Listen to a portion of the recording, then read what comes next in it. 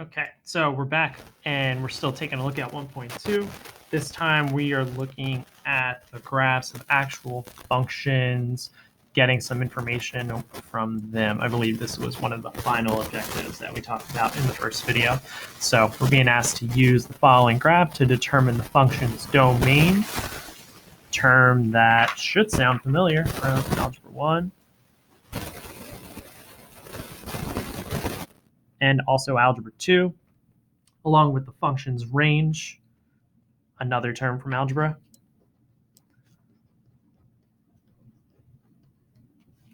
And also the x-intercepts and the y-intercepts. So we are going to go just pretty much from top down. So the domain, if you need a refresher, correlates with the x values we can use with this. So pretty much if we had some x coordinate on here, this is going to tell us what x values have a consistent output or y values. So if we scan this from left to right, the arrows show that this is ideally going to continue to the left, Yes, just like Beyonce. It'll go to the left, also to the right, So if we trace this from left to right, we don't see any gaps. We don't see any weirdness in this. There's no shift in between the graph or the line. It's a continuous line, even though there's a little change in the momentum here. We can still plug in any x value and get some output, even though we only have, -3 through 5 highlighted. So although the arrows are included, this still means that it's going to continue to the left and to the right. So we could say that this domain is from -infinity to infinity. You could also say all real numbers, because we could use numbers that go all the way to -infinity. We could use -100 and assume that there's some point on the line that correlates with it. Or if we wanted to use a positive 1,000, we would have some output for that. So that's A. With the range, this is correlating with the y values. And this one's a little different. So the domain, notice we kind of traced this from left to right and noticed if there were any gaps or any holes in the function. With the range, we're trying to see how high this will go or how low it'll go.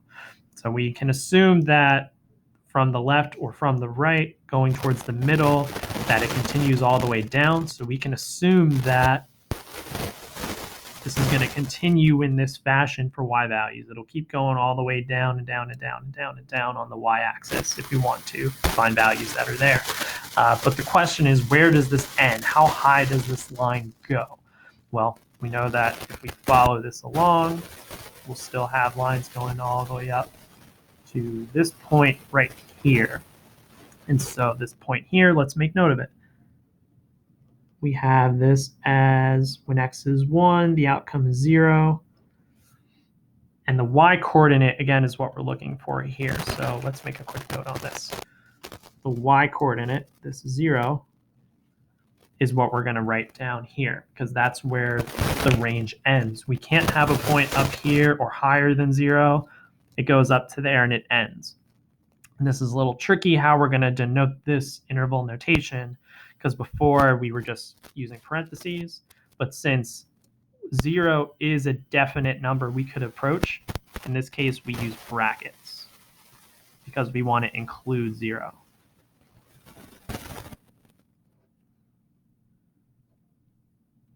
So we're using brackets to show that 0 needs to be included. If we use parentheses, that wouldn't necessarily be the correct interval notation, and we want to be correct. Why not? If we continue with this, x-intercepts, y-intercepts, if any, they're kind of giving a mystery of sorts, a Sherlock Holmes type deal where they might not be sure.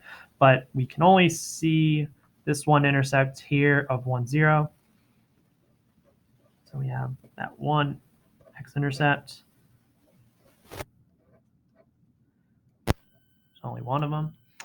For the last part, for y-intercepts, if we check the y-axis out, we only see this one point of intersection down here. So let's make a note of that. and that is going to be 0, -1, because that hits the y-axis. So we took note of a lot of information. The domain goes from -infinity to +infinity. The range goes from -infinity up to 0. And keep in mind, we want to include 0. So that's why we use brackets. We only had one x-intercept, and we only had one y-intercept. There were no other points on those lines, the x or the y-axis. So we only had those.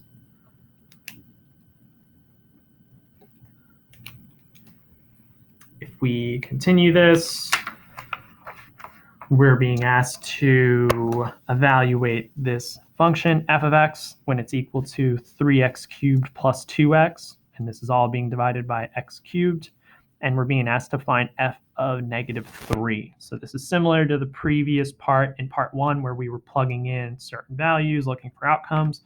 We're doing the same thing here, just with a little bit more arithmetic going on as far as the exponents go. So we know that we have f of -3. That's what we're trying to evaluate. If we rewrite, instead of x, we use -3.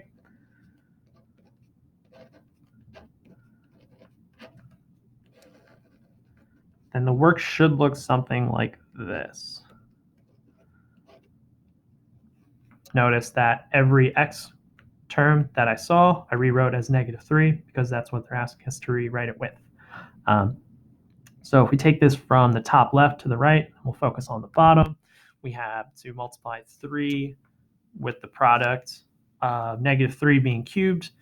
If we need some assistance with this, -3 being cubed, whether you check a calculator or just think it out in your head, -3 times -3 times -3 should get you -27. You can then rewrite this to version 3 times -27. We'll jump ahead with this product of 2 and -3, saying that this is adding on -6 or subtracting 6. And this is being divided by -3 being cubed. Well, we have that already, -27. If we continue with the top part, 3 times -27, we know that 3 times -20 gets us -60. 3 times 7 gets you an additional 21, so this should be -81. We're also now deducting that 6, eventually deducting that -27, rewriting the top part, -87 over -27. If you want to take this further to 87 over 27, positive, totally go for that. I don't think you can simplify this further. You could actually, because they are both divisible by 3. If you want to rewrite this as 29 over, what would that be, 9? Because they're both 87 and 27 are divisible by 3. That's fair game. And I think you're stuck. So this is probably as close as you can get to evaluating f of -3.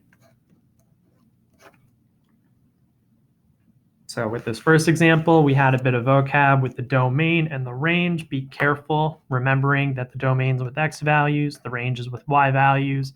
Be careful when to use parentheses or brackets. We'll see additional practice with this in time. X and y intercept, those should sound familiar. And also be careful when evaluating functions, especially when there's an exponent. Again, a lot of this we've seen before. It's just amped up a little bit, potentially from Algebra 1 or Algebra 2. Just be careful, check your work, check your arithmetic